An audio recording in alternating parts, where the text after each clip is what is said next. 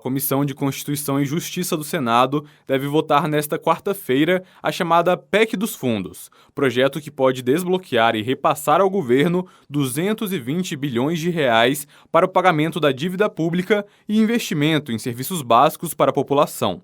Esse valor bilionário teria como origem a extinção de 248 fundos criados por lei, mas que não estão previstos na Constituição, entre eles o Fundo Setorial do Audiovisual, o FSA, e o Fundo de Universalização das Telecomunicações, o FUST. Com as contas no vermelho e mais de 4 trilhões de reais de dívida pública, segundo o Ministério da Economia, representantes do governo argumentam que a PEC vai dar uma nova funcionalidade ao dinheiro parado nesses fundos. Diante desse cenário, o relator da matéria na CCJ, senador Otto Alencar, acredita que o texto deve ser aprovado sem mudanças, já que considera a vinculação da verba de fundos públicos como um atraso.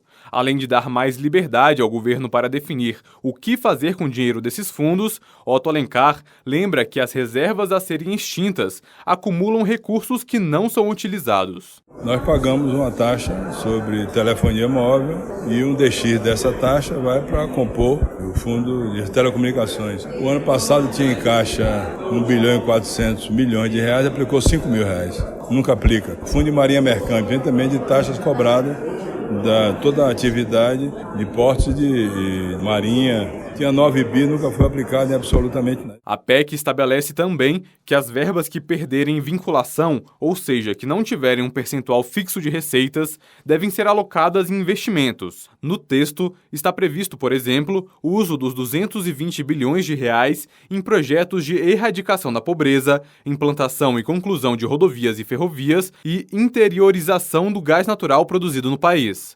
Para o senador Vanderlan Cardoso, a aprovação da PEC dos fundos pode movimentar a economia e atender a anseios dos brasileiros. O Brasil não tem essa condição de deixar esses recursos parados, enquanto a população precisa de mais investimentos em saúde, educação, segurança e na área de geração de emprego e renda. O dinheiro girando movimenta a economia de todo o setor produtivo e é justamente o que o Brasil precisa atualmente. Falei da construção civil, mas isso pode ser feito com o agronegócio, o setor de serviços, os arranjos produtivos locais e tantos outros setores. O secretário adjunto da Secretaria de Orçamento Federal, Geraldo Julião, esclarece que os fundos de participação dos estados, do Distrito Federal e dos municípios e o Fundo de Manutenção e Desenvolvimento da Educação Básica e de Valorização dos Profissionais da Educação, o Fundeb, por exemplo, não serão afetados com a PEC. Segundo ele, hoje a lei vigente favorece o congelamento das verbas de fundos infraconstitucionais,